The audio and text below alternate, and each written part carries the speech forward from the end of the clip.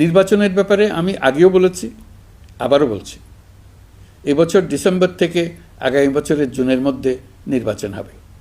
ইতিমধ্যে জাতীয় ঐকমত্য কমিশন তাদের কাজ শুরু করেছে। 6টি সংস্কার কমিশনের 166টি সুপারিশ ও পূর্ণাঙ্গ প্রতিবেদন সহ 38টি রাজনৈতিক দলের কাছে চিঠি দেওয়া হয়েছে। ইতিমধ্যে রাজনৈতিক দলগুলোর সঙ্গে বৈঠক শুরু হয়েছে। দেশের রাজনৈতিক দলগুলো খুবই ইতিবাচকভাবে সংস্কার কাজে সাড়া দিয়েছেন, তাদের মতামত তুলে ধরছেন।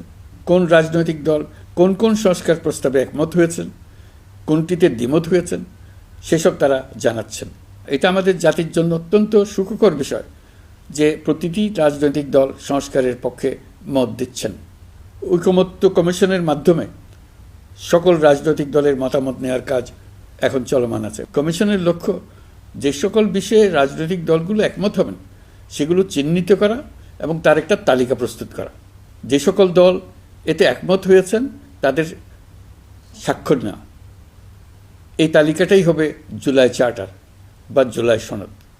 আমাদের দায়িত্ব জাতির সামনে পুরো প্রক্রিয়াটা স্বচ্ছভাবে তুলে ধরা এবং প্রক্রিয়া শেষে নির্বাচনের আয়োজন করা। আমরা চাই আগামী নির্বাচনটি বাংলাদেশের ইতিহাসে সবচেয়ে অবাধ, সুষ্ঠু ও গ্রহণযোগ্য নির্বাচন হোক। এই জন্য নির্বাচন কমিশন সব ধরনের প্রস্তুতি নিতে শুরু করেছে। রাজনৈতিক দলগুলো ব্যাপক উৎসাহ উদ্দীপনায় নির্বাচনের জন্য তৈরি হতে শুরু করবে বলে আশা করছি।